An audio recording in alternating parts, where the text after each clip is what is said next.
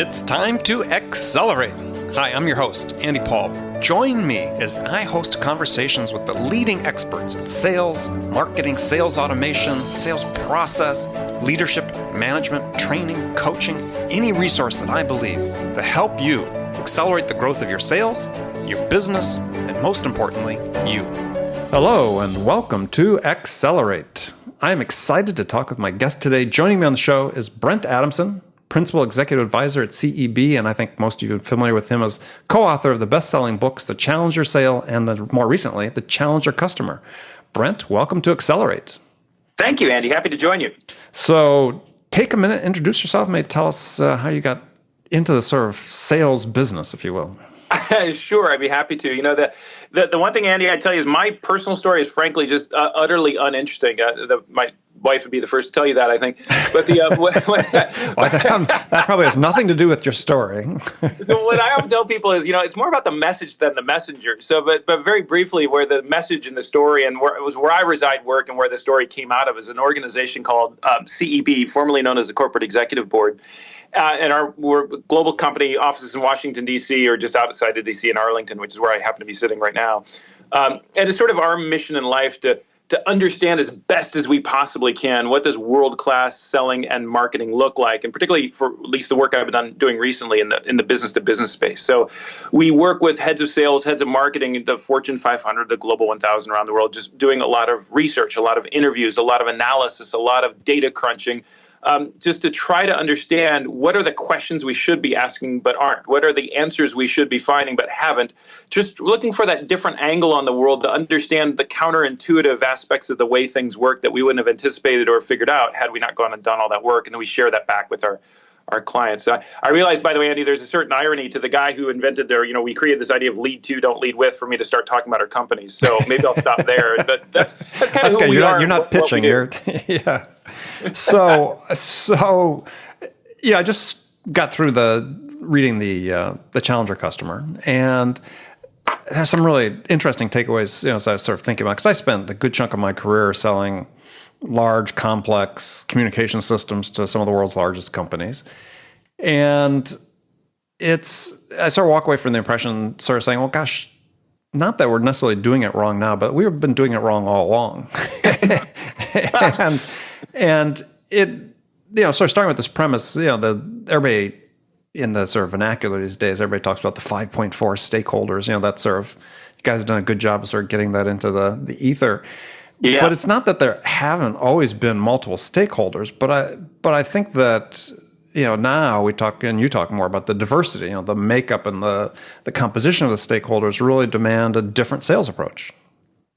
It does, and it's really interesting because when I by the way, real quick on the 5.4, we, as you mentioned, we've kind of branded the heck out of that. I mean, it's a real number. It's based on a lot of data, but we reran that analysis here and found that in the last 18 months, the number's gone from 5.4 to 6.8. So I don't know what to do anymore. It's like we put a stake in the ground around 5.4, but more on the 5.4 and who they are in just a second. Yeah, we'll get to that. I've got some questions right about that. But if I think about your perspective, I agree with this. So I've been here at CB, going actually back to your original question. I've been here at CB for the better part of 13 years now, working in that capacity that I described with the teams here, trying to understand sales and marketing. It was funny because when I joined the company in 2003, the play that we were all running in sales and B2B sales was largely based on the corner office. Do you remember those days? Mm-hmm. Right? It's like the whole idea was if we could claw our way up to the C-suite, if we could get into the corner office, that's where the real deals get done. Right? That's where Nirvana is.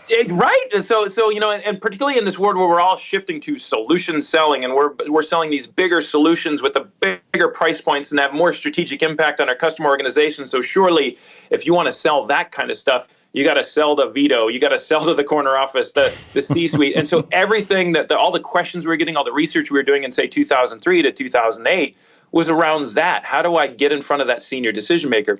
What's interesting, though, Andy, is about 2008. So it's been a while, really. It's when we first started hearing the rumblings of this consensus idea. Was there was a global head of sales for a very well-known company, like a Fortune 15 company, big sales organization, does multi-billion-dollar contracts. His name is David. And we were on the phone with David back in about 2008. He said, Brent, are you guys seeing this? He said, it seems to me that what we're finding more often than not is we run the sales book, that we run the playbook as we've been running it for years, the playbook that's always worked for us. And we claw our way into the corner office, and yet it doesn't get it's no longer sufficient because that person needs to get sign off and approval from all of these other people. And there's just more people involved. And we're finding that you have to get them all on board to get the deal done. And that was the first inkling that of the avalanche of consensus that was to come across, because shortly thereafter, of course, the economy collapses. Everyone becomes risk averse, and yet at the same time, the deals that we're all looking to do become that much more complex and touch more parts of the customer organization. You fast forward about 3 or 4 years, and all of a sudden, everybody's facing this problem. The first thing we saw in our data around this was really interesting. Right about that same time, is we went out, we did a survey. I don't think this is in the book, but we went out and did a survey of senior decision makers early on, and we've corroborated this a number of times since, asking what is it that you're looking for in a supplier? What are the attributes of a supplier solution that would lead you to choose that solution over others on behalf of your organization? And the number one thing that senior decision makers turned out to care about more than anything else was widespread support for that solution across their organization. And that's what got us that was a sit up and take notice moment right around 2009, 2010. There's something going on. Right. And you do reference that in the book that, more than the solution, it's the buy-in within the organization that's really critical. It's sort of interesting for me because I published my first book in 2011, end of 2011, and I have a chapter in there that I call Sell Low. And, based on my experience selling large complex systems, and we were always startups competing against the big guys selling these systems, but that's what we sort of took that strategy. We took the stakeholder approach because we figured that it was too late to get to the C-suite because the other guys probably had them already. Yeah. So we went in as low as we could to the lowest responsible level, I call it, and built consensus there. And maybe it's because we were selling in places outside the United States where maybe culturally they're more consensus oriented, but that was an extremely effective strategy. I mean, that was sort of the core of what I preached to people. So I thought it was really interesting to see that 5.4 and the diversity of those stakeholders. I think where that particularly works well is in software or anything you're selling sort of a per seat basis, any other sort of a sales model or strategy that allows for that land and expand sort of approach, right? We'll start small, we'll do the pilot, we'll go from there. Exactly. The more that is consistent with your strategy, the more that play is available to you to start low. At some point or another, if you're going to get to the expand part of land and expand, you're going to work your way up in the organization. But hopefully at that point, with credibility, with a track record, with a proven business case inside the organization that's going to allow you to do that. The one thing, if I may, though, Andy, that we found about this consensus thing as we continued to study it that really got our attention, that I think is really fascinating, is this first indication, 2010, when we talked about, you're right, so we talked about in the book about sort of widespread support across my organization. We thought of it back then largely as a numbers problem. And that's how it was originally articulated to us by David way back when. It was like, I'm just seeing all these people I haven't seen before. There's just a lot of them. What we've come to appreciate, as you hinted at a little earlier, is that it's not just a difference in degree. So the consensus problem, we were asking about 2 years ago, is this consensus problem the same one we faced for the last 8 years? It's gotten bigger, or is it different? So is it difference in degree or difference in kind? And we think it's different in kind because it's not just the numbers problem that on average customer tells us are 5.4 or now 6.8 individual stakeholders in a purchase. It is this diversity problem that as the solutions that we offer our customers now are specifically designed to offer more value across a broader range of people and stakeholders and end users and functions in the end customer organization.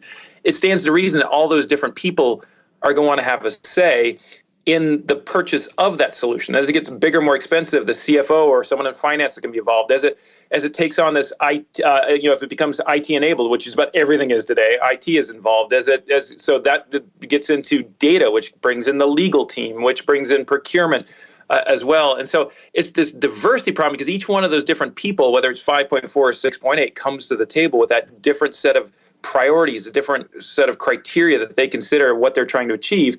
And that group somehow has to sit around the table and actually find agreement on what they all want to do. And that turns out to be really hard. Well, yeah, as you talk about with that diversity, one of the key challenges is it actually lowers the probability of a decision ever being made. Well, or put a different way, it actually raises the probability that a decision is going to be made, but that decision is likely to be, let's study status quo, right? Right, status quo. That's exactly. or as small as possible, which, by the way, if it is, well, let's just study this a little bit, or let's just pilot it. Again, if your strategy is land and expand or sell low, they're actually not in conflict, right? It actually plays pretty well in this environment where if the only thing that very diverse group can agree on is to move cautiously, and you have a cautious sales approach of land, then expand, that may actually work. But what we're finding for most of our member companies that we serve, their aspirations are well beyond what that group is able to actually decide on left to their own devices. Right. So, this diversity becomes key. The diversity then also seems like, and maybe to a point you made before too about 5.4 and this diversity is there was a study, somebody quoted some results to me recently that Gartner's done saying that 72% of IT related decisions are no longer made by IT. In big companies, right? So it's the user organizations themselves that are now driving those decisions. It's absolutely right. So, in fact, a lot of them are now made by marketing, which is really interesting. And, we've recently launched a whole separate practice for MarTech executives or MarTech investments, so marketing technology. Mm-hmm. And because, again, the solutions, and we're all doing this on purpose, right? What's interesting is these are conscious strategic choices that companies are making to sell broader-based solutions that offer greater value to the customer organization. Because if you don't, all you've got is an individual service or product that can be easily replicated and commoditized. So you go down this road for all the right strategic reasons of offering your customer more value.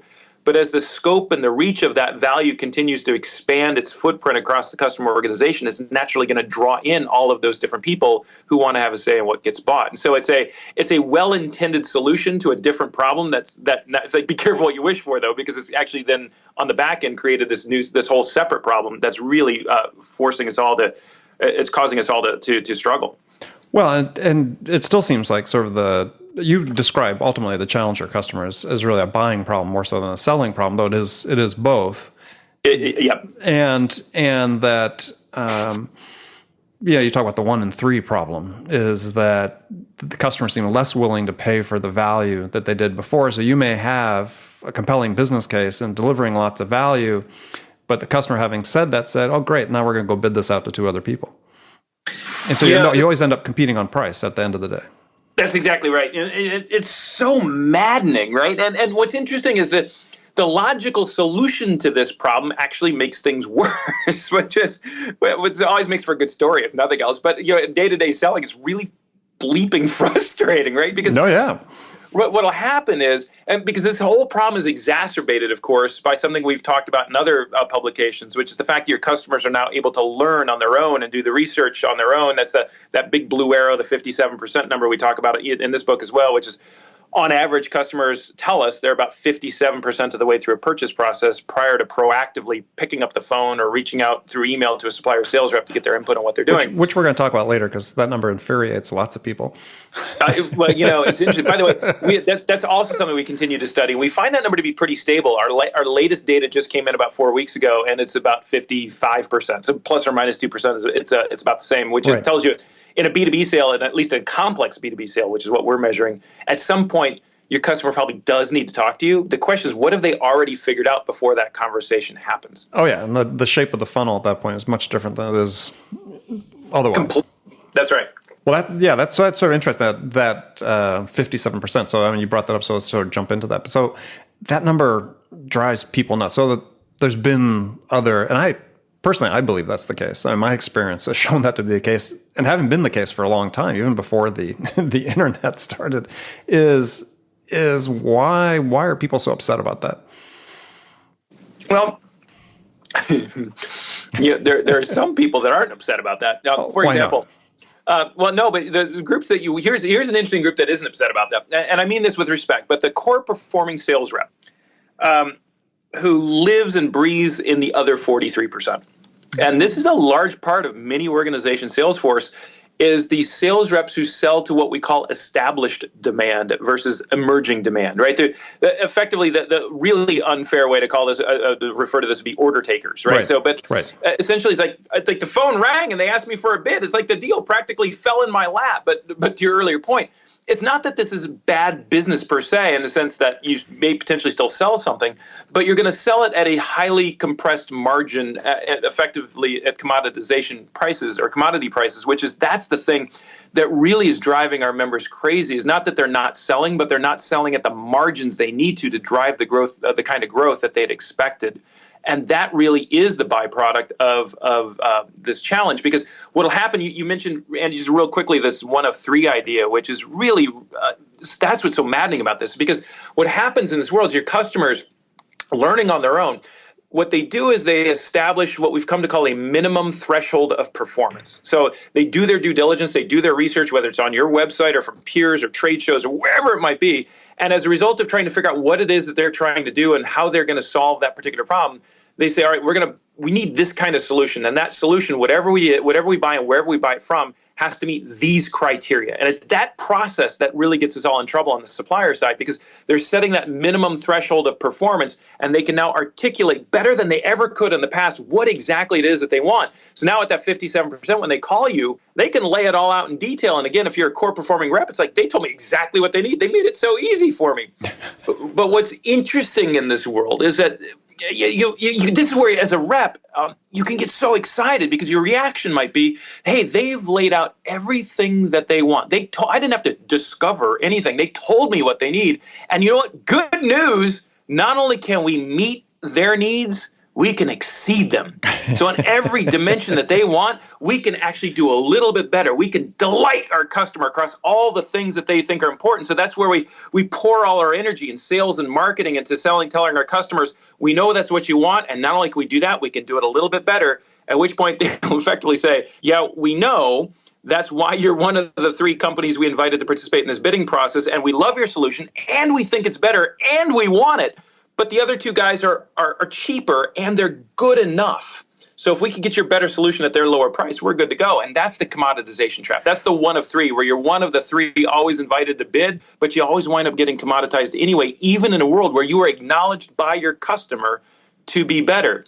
Well, and that's so a question about this good enough paradigm, though. And this is something that triggered my interest when I was reading that, is that, this idea of this good enough decision, I believe, originated with Herbert Simon, the Nobel Prize winner economist who studied this whole thing, came up with this paradigm of, the satisficers and the maximizers, two different decision types. And satisficers are, they'll gather information until they meet their basic requirements, and they make the good enough decision. And so, but what you're not saying, I think, in the challenger customer is that people that don't make the good enough decision doesn't necessarily mean that they're maximizers, that they're going to exercise every vendor to the nth degree to make sure they're making absolutely the best decision. That's right. And, to extrapolate somewhat perhaps unfairly to both that research and our research, but nonetheless, it's fun to play with these metaphors and think about what they mean. There's a phrase that you hear a lot in particularly marketing and B2B marketing right now, which is referred to not by some not as B2B marketing, business to business marketing, but rather B2P marketing, which is business to people marketing. And the whole idea is this acknowledgement that, yes, it's companies, but at the end of the day, companies don't buy things. It's people that buy things, which is true. So we need to understand those people. And if that were true, then we'd need to know whether you're a satisficer or a maximizer, all that kind of stuff, right? But the thing that we've come to appreciate in all this consensus work is so in a business-to-business sale, it's not companies that buy things, but the people that do, yes. But it's also not people that buy things, but groups of them that do. And when you start putting that group dynamic on top of everything else, you start looking at what happens when those individuals, whether they be satisficers or maximizers, you put them in a group of 5.4 or 6.8, all of a sudden the group dynamic is such that their inability to find common ground is difficult other than a satisficing sort of perspective. Again, I don't want to put words into other people's research, but I think that's part of what's going on. Yeah, well, part of it, though, too, I think is, and it'd be interesting because you guys I didn't really see this addressed in the book, is that, part of the aspect of the satisficer maximizer is also return on time invested. I mean, the part of that decision to make a good enough, to make the good enough decision is based on, I can invest more time, but I'm not going to get something that's substantially better. They'll give me a good return on that additional time I invest in researching it. So it's on that point. This is where this stuff gets even more interesting, and this is beyond the scope of the book. So keep an eye out for, if all goes well, January of Harvard Business Review. We'll have our next article there, where we sort of go the next step from what we learned in the book. And just to give you a flavor of this, here's an interesting question. So to your point, Andy, it's like maximizing the return on effort. Mm-hmm. What is the one thing for a company that's really, really, really hard to do? It turns out one of the things, at least for a company that's really, really, really, really hard to do, is to buy stuff. And here's a thought experiment. I'd love for you to try this. Anyone else listening to the podcast to try this sometime. It's the next time you're talking to anyone involved in any kind of leadership position in a B2B organization. Simply ask them to go on a thought exercise with you and ask them, I want you to think back across the last 12 to 18 months of a purchase that you made in your organization of a relatively large or complex solution. Maybe it's an IT solution. Maybe it's a personnel management solution. Maybe it's some sort of, for marketers, I might ask about the purchase of a CRM system or a marketing automation system. And then say, I'd like you to think about all the different people that were involved. Think about the challenges you ran into, the questions that you had, the time that it took, the expectations you had, how you felt about the whole process when it was over. And I'll simply ask them, I've done this with thousands of people around the world. I'll simply ask them then, now, if I were to ask you to for one word, one adjective that describes that entire purchase experience, what would that word be? What do you think they say, Andy? Can I say it on the air? Give me the clean version. Give me some guesses. Whatever you say, you're probably going to be right. Yeah, messed up, confused. Long, hard, frustrating, awful. Someone said landmine one year, and I said, that's not an adjective. And he said landmine-ish. So for 2015, landmine-ish was my word for you. But the point being, it's, again, do this. Really try this. Think about your own experience. But it's all negative. It's all frustrating. Memorably, as a head of marketing told me at a Chicago meeting I was running, she simply said, I don't know about a word, but she says, I never want to do that again. Well, the question, though, that's interesting about that comes to mind, though, is as you talk about in the book, is that one of the problems is that, let me clarify the question, is that being driven by their experience with the seller or their internal experience trying to organize to make that purchase? Because as you talk about, one of the big problems is that the 5.4 is the company themselves doesn't know, the purchaser themselves doesn't know who those people are. That's exactly right. So there's an interesting thing, right? So the follow-on question, this thought exercise, when you get to what's the one word you choose, and it's almost invariably negative. I think I've heard literally 3 positive words after doing this with thousands of people around the world. But then you ask them, the follow-on question was, all right, now I want you to think of that time, think of that pain, think of that frustration, that landmine-ishness, and simply ask yourself, how much of that awful pain and frustration was due to the result of the supplier that was selling to you, and how much of it was simply your own company getting in its own way. And invariably, the conversation always goes to the latter, right? It's just, it has nothing to do with this supplier versus that supplier, whether they're easy to do business with. It's that irrespective of supplier, we're just our own worst enemy when it comes to getting things done. We have the very best intentions in the world, but when we try to herd the cats of our own organization across all this diversity, it just gets so hard and so frustrating. And that's when you start thinking about the return of investment on effort, and the purchase is so hard, the return would have to be massive to make that kind of effort worth it in the first place. And this is what we're finding is this really interesting narrative flip, and a lot of what we've been talking about over the last couple of years, which is, I've been on stages all over the world talking about how customers are empowered with information. We talk about selling in a world of customer empowerment. The keynotes we're doing now often are under the title of the end of customer empowerment, because today we find ourselves in a world less where customers are empowered, and to be sure, they still are. They still have all that access to all that information. They can still learn on their own. All that is true. But we're finding that in many cases, in more ways than one, customers today are far less empowered than they are overwhelmed. And the solution for an empowered customer and the solution for an overwhelmed customer turn out to actually be pretty different. So when you say they're overwhelmed, meaning that there's just too much information, or they can't sift through it to find the value? There's 3 dimensions along which we observe this happening. One is information, 2 is options, and 3 is people. So there's too much information, right? So there's just so much information to sift through, and there's a really interesting dynamic to this one, which is well documented in research far beyond CEB. Behavioral psychologists who study this kind of stuff for a living, which is what's really interesting in a world of abundant information, which is clearly where we live today. When you go out to study, to research, to discover, to find an answer to a question you have, to do your due diligence, do your research, invariably in a world of abundant information, you will almost inevitably find more information than you had ever expected. I mean, just think about your own experience recently buying a car, for example, or buying go to Amazon. He's like, this is literally true. So I joke most of my stories are true, and this one is, right? But about a year ago, I wanted to buy my daughter a telescope. So I went to, I just Googled telescope, went to Amazon, and like 6 hours later, Andy, I was was still researching. I couldn't stop. And this is what psychologists have documented. In a world where you find more information, good information than you ever expected, it leads you to believe that this decision is actually more important, more complex, more difficult than you originally anticipated. Therefore, you need to do more learning. And when you do more learning, naturally you find even more information, and you get stuck in this learning cycle. It's like the paralysis of analysis sort of thing. Yeah, well, it's interesting. Simon, back to Herbert Simon, did research sort of on how people make decisions in that context of being overwhelmed by sources of information. And what he found is that people make basically an economic trade-off. There's return on effort, as you talk about. Yeah. And at some point, cut it off because it's no longer worth the additional effort. Well, on top of that, the other one, so we talk about too many people. We've talked about the diversity problem, that the lowest common denominator of let's just get this over with and figure out where we can agree. And if that means study it more or do nothing, that's what we'll do. So there's a people problem. And then the third one is there's too many options. When every supplier is effectively bending over backwards to offer customers whatever they want in order to differentiate themselves and to be of service and be agile, nimble, you want that? We can do that. We can make that happen too. What happens is Barry Schwartz has written a book, a well-known book, and a fantastic book called The Paradox of Choice. Yeah, great book. And this is what happens in a world not just of abundant information, but abundant choice. You become paralyzed in your efforts to choose rationally what makes the most sense. And whatever you wind up choosing, you don't think so much about the good things of the thing you chose, but the bad things or the good things of the stuff you didn't choose. And you always wind up disappointed. You always wind up frustrated. Right. This is the environment. So when I say customers are overwhelmed, these are sort of the three dynamics leading to that overwhelmedness, I guess. Well, interesting. Now, in one perspective that I like about decision making in organizations, and Jeffrey Colvin in his book Talent Overrated, had this phrase where he say, companies view their ability to gather information and make decisions quickly as a strategic advantage these days. I mean, are you sensing that? Because people want to be able to not deliberate a year to make a purchase decision on something they could make the good enough decision in 6 months and get the value from implementing it. Well, this is where I think the narrative actually it gets one really interesting, and also personally I think kind of dark, right? Or at least a little bit.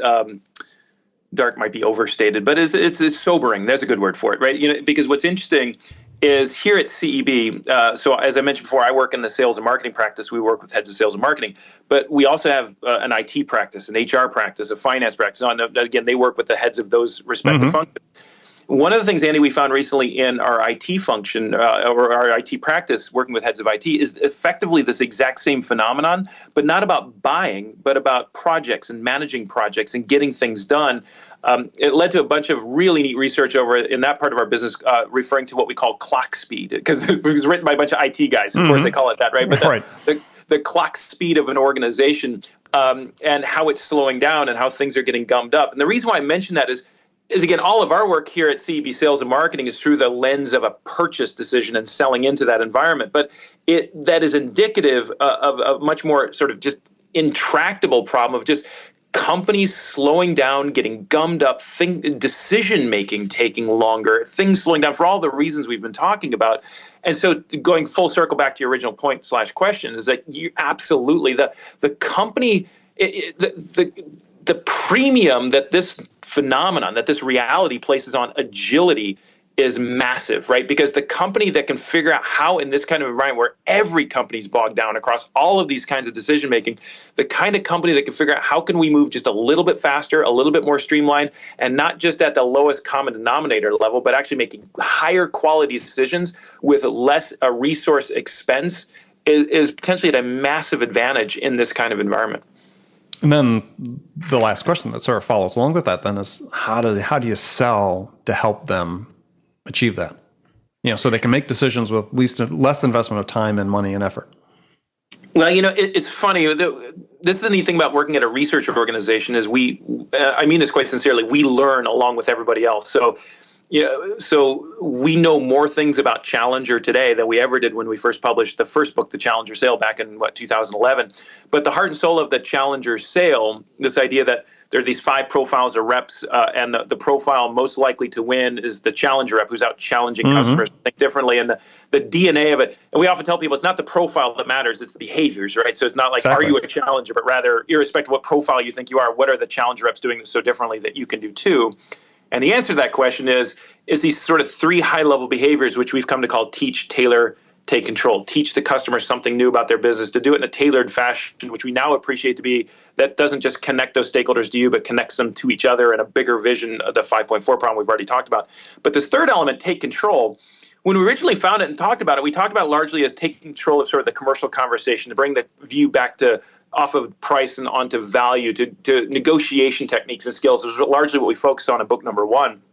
Where we're at now with take control, back to your question, is what we're finding in this world of customers overwhelmed with purchase difficulty is there's a whole nother element that we've now since found in our research around the opportunity for you as a seller, not just to help your customer think differently about what they buy, which is arguably core challenger, but also how they buy, which is sort of this new idea of teaching your customers how to go down that purchase journey, which is so hard and so long and so overwhelming and so full of landmines. We as sellers actually are better able to anticipate the challenges our customers are going to run into on that buying journey than our customers themselves in most cases, right? Should be able to, because we've done it before. It's exactly right. So whereas our customers are buying this thing oftentimes for the very first time, if everything goes right with the world, we've sold it many times. And for that matter, we haven't sold it many times. We've watched customers wipe out. We've watched customers successfully cross the finish line. We know where they run in trouble. We know that if you bring this person in late, you're going to get stuck. So you should bring them in earlier. And when you bring them in, you should ask them these kinds of questions. So it really raises an opportunity for the seller, rep, or organization to take control of the purchase process in a very diplomatic, professional way, but essentially becoming a guide. Provide the roadmap. To provide the roadmap, to map the minefield, as I like to say, to essentially be prescriptive in how to buy. There's a really interesting metaphor to this, which is a real story. It plays out in some really dramatic ways, which is it's a story, Andy, about travel agents and the travel agency industry, which was, of course, almost decimated 1997, somewhere around there, right? When the World Wide Web really took off. You could now learn on your own. Information was available as a consumer. You didn't need a travel agency anymore. They essentially went out of business, very much like we're seeing in the world of customers learning on their own today. But if you fast forward to today, what's interesting is travel agents today are actually making a huge and dramatic, well-documented comeback as an industry. And the reason why is because at some point we hit a tipping point where information availability was empowering to now today. If you think about trying to book a trip today, there's so much information. It's actually overwhelming. There's trip sites and hotel sites and travel sites and flying sites and review sites. Like, oh my God, it's like so hard. You know what would be amazing, Andy? If I could just pick up the phone and call somebody and have them tell me what to do, that would be amazing. So one of the questions that we asked today is, how can you as a seller become the travel agent to your customer and guide them through that, become the sort of the guide to them across not just around what to buy, but how to buy. And that's huge opportunities here.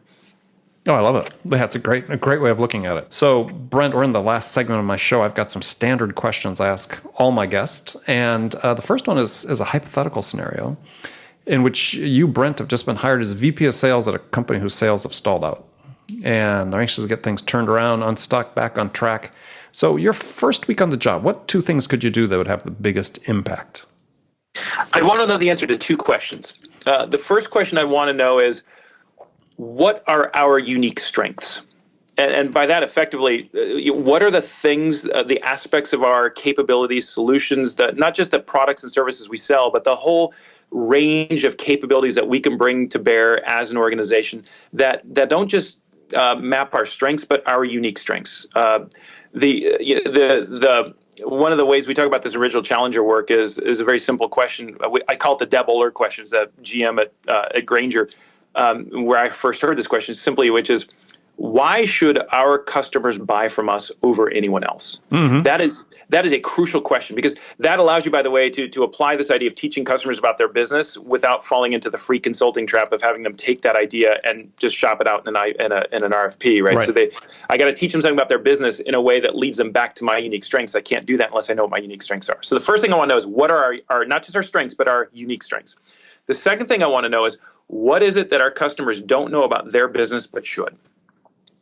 So what is it that our customers don't know about their business but should? Because what are the opportunities for them to make money, save money, mitigate risk, penetrate new markets in ways that they haven't fully appreciated? Because if I understand that, if I understand their company better than they do, that offers me an opportunity to challenge their thinking, to teach them diplomatically, professionally something new that, if I do it well, will lead back to my unique strengths. And it's the combination of those 2 things that become the foundational for everything else. Very interesting. Very interesting. So do you have just to follow up on that last one so for people listening and say, okay, well, that sounds great. How do I put that in a question to the customer? That's it's funny because I was working on a big presentation with a colleague today where we're getting after that. At the very least, we're going to run out of time on that one, Andy. But let me just give you so you guys got another couple hours. But here's a short version. See if I can do this briefly.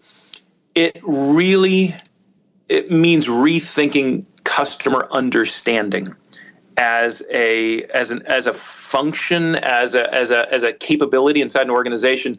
So I don't know that there is. So your question is, what's the one question or the question I could ask customers to figure that out? I don't know that there is one question, but it is a capability and a set of questions and that we need to create inside of an organization that allow us to go out and ask that. And the reason why I say that is probably owned by marketing, but today we often ask customers lots of questions, but the questions we ask customers today are largely based on things like, will you recommend us? Are you satisfied with us? Are you happy with the service you received from us? What are 3 things you do to suggest that we could be better? But notice all of those, why did you buy from us? Why did you not buy from us? Well, even in a pre-sale, the questions are usually designed to get a yes that lines with some sort of feature or product benefit. True. But you notice what they're all about. Every one of those questions is about us. It's about the customer's perception of us as a supplier. Now, what's interesting is if you want to understand the customer's business better than they understand it themselves, what's the first thing so think about implicitly, tease that out a little bit. What do you have to understand about the customer's business? If you want to understand the customer's business better than they understand it themselves, one of the first things you have to know is, how do they understand their business? Which means you need to start asking questions about, how do you see your business? What are your top priorities? What do you think are the drivers of those priorities? What is your plan right now to achieve those priorities? Because unless we call this a mental model, and in the Challenger Customer, which I think is where our conversation started today, we actually walked through this in great detail in chapters 3 and 4. We get into this whole idea of what we've come to call mental modeling, which is what is the customer's mental model, how they think their business works right now. Because once you build that mental model, then you can break that mental model diplomatically. But you can step back and ask, what they miss, what they overlook, what they get wrong. So it's less that I didn't answer your, I answered your question. I wasn't looking for the answer. It's more, you really answer is, what's the process to come up with the questions that really you can ask that, because most sales reps, they're not on their own. They're not gonna be able to do that, right? They're gonna need some sort of assistance, either as you said, marketing or somebody to help them with that. But what's interesting is no one's doing that right now. I don't mean that in an unfair sort of way, but it's so interesting whether sales or marketing, virtually all of our efforts around in the name of customer understanding or customer experience are really designed to get after customers' understanding of us or to understand customers' view of us or understand customers' experience with us. Very little of it, and certainly not systematically, is designed to understand how customers think about themselves. Well, and that is a crucial shift. Right. And I think the thing that's really interesting about the examples that you gave, because it aligns with something that I talk about, which is what you were talking about. The examples you're giving were very, I call them aspirational, right? It's about what you want to achieve. And I think we get so hung up talking about solving pain points as opposed to saying, look, where do you want to be? And I think that's a huge perspective difference. So if you're trying to get the customer to sort of talk about their business and how they understand, if they don't understand how they can get from point A to point B, that's something they don't know about their business. Well, what's interesting, so even if we were, let's give us all some credit, just play out the thought experiment, say, because there might be individuals on the phone or listening to the podcast, they say, well, I ask that all the time, where do you want to be?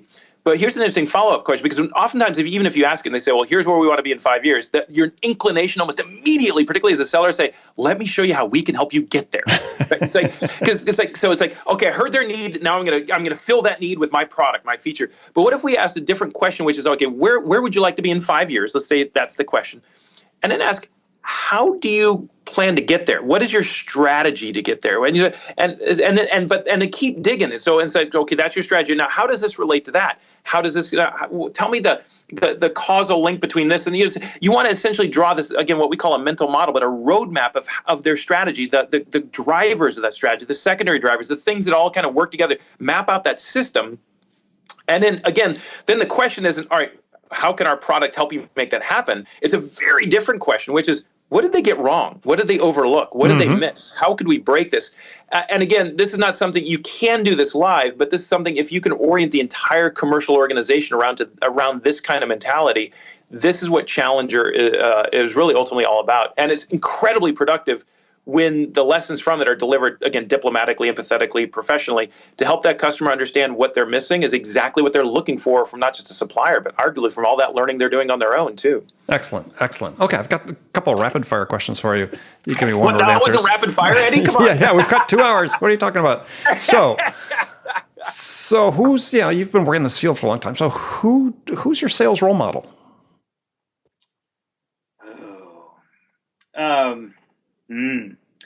Keep in mind, I am in the business of selling ideas personally, that. Right? So, that's no one's ever asked me this before. The first person that popped into my mind immediately was Steve Jobs, and that's almost unfair because we all say that because we all admire him, and it's also unfair because he actually wasn't a seller, but he was a seller of ideas, wasn't he? Absolutely. And what he did is he broke our mental model consistently, and that's why I think we all love him. He's like, it's the old Henry Ford thing. It's like if I had given the customer what they wanted, I'd make better horses. Mm-hmm. When the iPhone came out, no one even I don't know about you, but I didn't even know it was possible, right? He taught me something new about my world, about my life, things that and once I saw it, it was like obvious, like, oh, how could I have overlooked that? How could I have not known this? How could I have missed this? And that's what I find is the heart and soul of Challenger. And so that's what I admire. Okay, excellent.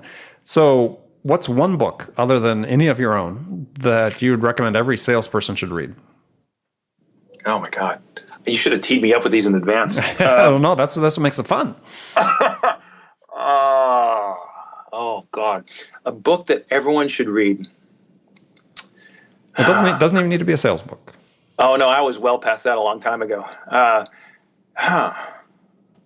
Give me the next one. Let me pass on that and come back. It's not there. It is. You know what? I don't know that I have an answer for you. Okay. But it is whatever it is. It's hopefully something that gets you to say, I never thought of it that way before. And that to me is what matters most. And so whatever that book is for me may not be that book for someone else, but anything that expands your thinking, that gets you out of the envelope that we all naturally live in is crucial. Cool. Well, That's a non-answer answer. Well, I'll send you my second book. That makes people think. Okay. Well done. So, last question for you. This is a tough one. Is what music's on your playlist right now? I've got it's funny. I've got OAR and Dave Matthews loaded up in my car CD player, and they just go on instant continuous repeat along with Monty Montgomery. I don't know if that makes me old and out of date, probably, but no. But yeah, anything. But you know what I like, because I'm a singer. I've been singing my whole life. But what I've come to appreciate about music is talent. By the way, I think that's probably true with anything, right? Sure. In whatever craft or profession you're talking about, whether it's any kind of music, and I think that's what I really appreciate. When you hear a musician, and you, irrespective of genre, you think, wow, they're just so talented. That's what I enjoy. Yeah. I mean, I was just talking about this on a podcast last week with somebody. I saw Springsteen last week in New Jersey. Yeah. And guy's almost 67. He'll be 67 by the time this episode airs. He'll be 67. Crazy. I was thinking back to the first time I'd seen him, which had been 35 years before that. And he played, the concert was longer this time. It set a record for the longest Springsteen concert. Played 4 hours, just shy of 4 hours. Never left the stage except to go sing in the middle of the audience. I mean, basically it was on for 4 hours. Such commitment and intensity and craft. It was incredible. You know, for those who haven't checked out, it's kind of a shame because it's almost jumped the shark. For those of you who need to look that phrase up, you can. But for many years, there's a podcast from Daryl Hall of Hall & Oates called Live from Daryl's House. Oh, there's a TV show as well. It's quite good. Well, that's about the time it jumped the shark is when it became a TV show. But it's still good. But for many years, it was just on the web, and it was amazing. And most of those old back episodes are now off of the website, but you can still find them on YouTube. And he would bring in unknown artists. He'd bring in famous artists. He's still very much like he does today. But I'll tell you, it was that collaboration because, again, when you watch those episodes, you see natural talent exposed in some really cool ways. And that was fabulous. Yeah. Well, Brent, it's been great talking to you. Tell people how they can find out more about CEB and connect with you. Fantastic, Andy. Thank you for the time and the opportunity, and cheers to everyone out there. So how can they reach you? They can reach us at cebglobal.com and through our various memberships. So, or you can Google the Sales Leadership Council or the Marketing Leadership Council if you want to get into specific websites. Okay, well, great. Well, Brett, thanks for joining me again. And remember, friends, make it a part of your day every day to deliberately learn something new to help you accelerate your success. And easy way to do that is to make this podcast Accelerate part of your daily routine. Listen on your commute, in the gym, or make it part of your morning sales meeting. That way you won't miss any of my conversations with top business experts, like my guest today, Brent Adamson, who shared his expertise about how to accelerate the growth of your sales. So thanks for joining me. Until next time, this is Andy Paul. Good selling, everyone. Thanks for listening to the show. If you like what you heard and want to make sure you don't miss any upcoming episodes, please subscribe to this podcast on iTunes or Stitcher.com.